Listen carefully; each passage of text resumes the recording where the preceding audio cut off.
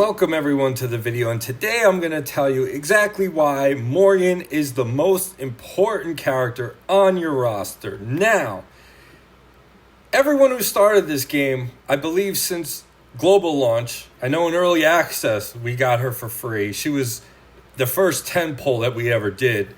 Not sure what's going on with current players, but Morgan everyone gets for free. And she is an S tier character. Now, I have her at Chivalry 9. Yes, I have her at Chivalry 9. And I invested a lot of Master Memory Stones into her. And why? Because you could clear so much content with her. So let's look at her Chivalry. First of all, at the start of battle on Chivalry 1, she has a 100% chance to grant each ally damage dealt increase 1 for the rest of the battle as long as the weather is night. So that's a good start to her. Then you have Chivalry 2, Maligning Vortex attack gauge reduction plus 15%. That's huge because she's big on turn meter reduction. Then you change the ability to when attacking, so it goes off, which is huge. Then you have number 4, she decreases attack gauge by 10% and inflicts recovery disruption for 1 turn when an ally attacks an enemy with an abnormal status. And that's on a cooldown of 3 turns. Recovery disruption is super important against guys like Aldri. She gets bonus speed and attack, bonus attack, defense and health. Here we have a really nice move, the Veil of Night. When she attacks under 50% health, it inflicts suspended animation, which is bonkers, which means it's for 5 turns. People become incapacitated until they're hit, and they take 50% damage taken, which is nuts for 5 turns. Then at Chivalry 9, where I have her right now, she gets an extra 10% HP and 15 attack speed. She is my number 1 ranked character. I have her. I'll show you how I have her equipped. I have used Master Memory Stones on her to get to Chivalry 9, plus some lucky pulls as well. But we have her with Vigor gear because we want her with Vigor. Accuracy, we want the turn meter reduction going back. And I have a stripe set on her so that it, when a target dies, she gains attack increase for the rest of battle, but charges her attack gauge by 100% with Drain, and she gets to go again. It's a cooldown for 2 turns. I have her as my fastest character at 288 speed. Her effect accuracy is 92.97%, which is huge. I have good effect resistance on her, 50% critical strike rate. I have her geared up pretty well, and she does a lot for me. We'll talk about her relics. Now, her relics, the fire is the only one that I have equipped, that I have unlocked, actually. But many people will argue that her Frost Relic is even more OP. Now, I like the Fire Relic because you have a chance to inflict sleep for 2 turns, which is nice. It's always good to inflict sleep. But the SP2 is where it's at. You attack all enemy 3 times. Total damage, 96% attack. 70% chance to decrease target's attack gauge by 10% with every attack. So she's going to be doing this to reduce the turn meter on a lot of high-end content. That's why you want her effect accuracy super high. Then you have the SP3. She attacks for a large amount of damage, 100% chance to inflict damage taken increase 2 for 3 turns, and 70 chance to inflict recovery disruption for 1 turn. This is good against Aldri before he's ready to heal. I'm not going to go over the Storm Relic, but I will go over the Frost Relic. You have another one that a chance to sleep for the SP2. The SP for the SP1. The SP2, like the other one, this one will remove buffs from the target and inflict damage taken increase 2 for 3 turns. So that will make your hits hit a lot harder. And in the SP3, she will recharge a single ally's attack gauge higher, 70%. Then she grants all allies attack increase 2 for 1 turn. That's actually going to be for 2 turns. And she's going to grant allies a shield at max amount. It is 12% max HP for 3 turns. So a little bit of sustain in there. It's a very good relic. Very good relic. We'll go over her. Let's go over her passive abilities. So you get a lot of good things for the passive 1.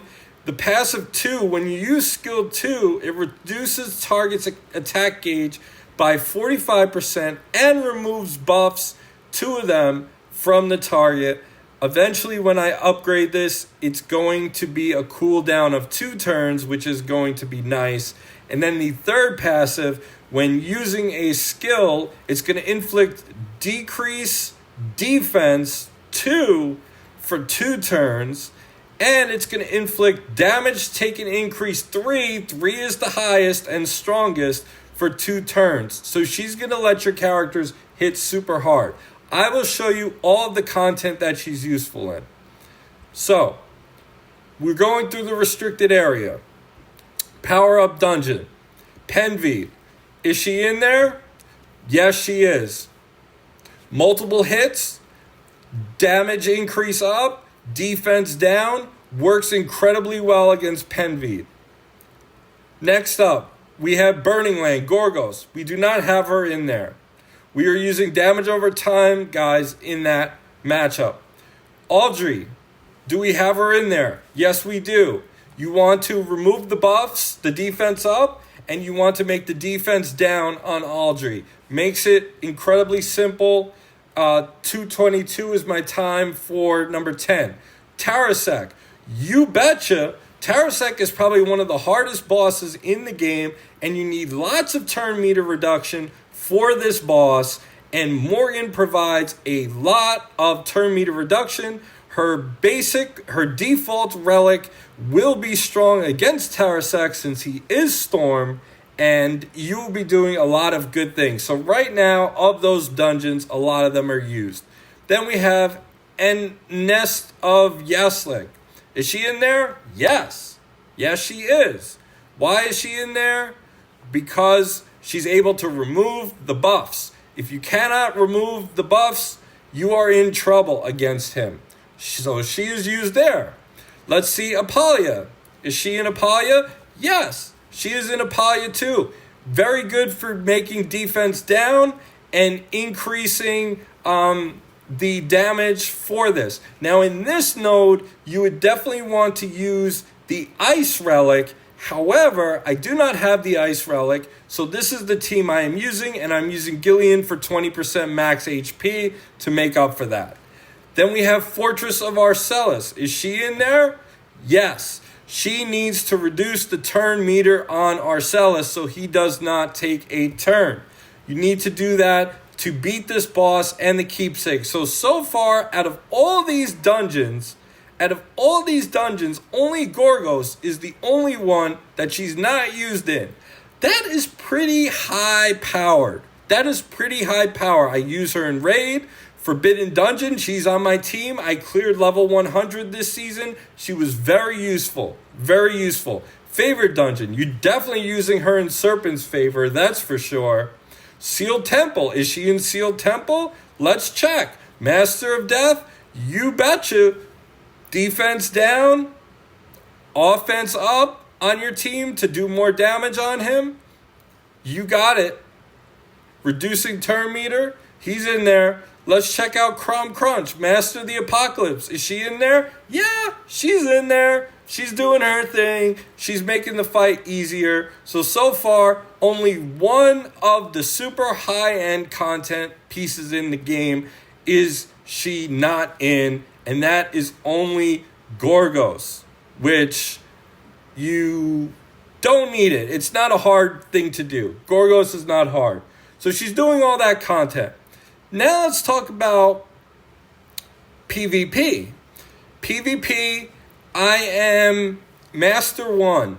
Now, what happens in PvP? Well, the reality of the situation is whoever Morgan goes first wins the match. Let me show you why.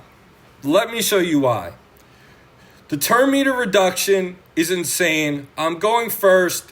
This match is over. Whoever has the faster Morgan is going to make the match go by so fast. So this one has a Gwenvere, which is the worst possible situation against Morgan and Claudus because they reduce turn meter. So I will have to take auto off when I get her shield down. But whoever's Morgan goes first, if you have a strong Bedivere with them, you're able to clear out the content. And let's take it off auto right now. Let's take it off auto so we can clear this match. And let's just burn him out. Okay, he's done. Beautiful move right there. She goes again with the Strife set. Now puts him to sleep. Let's just do basic attacks so that Gwenvere can do her damage. Okay. Oh, now she has invincibility. Okay, so we're going with that. Now, the turn meter reduction is really nice. It works in so much content. Okay, so now she's done. We could go back to auto. Let's take them out. None of my guys were dead. This is Master 1. These are bots. Yes, these are bots. But she is able to just take out so much content. So much content is not even funny. I'll show you another match. This is against a person. Let's see who Morgan is faster, because whoever's Morgan is faster is going to win the match. Okay, my Morgan is faster. My Morgan is faster, so I'm pretty sure this match is over. Yeah, it's pretty much over. It's pretty much over. She's going to do her moves. That's fine.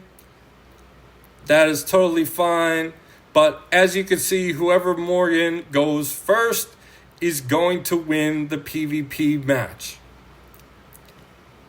It's just a matter of that. The turn meter reduction is just so great. She goes again with the Strife set. I am thinking about putting a Unity set on her because I do have 3 flame characters in my PvP team.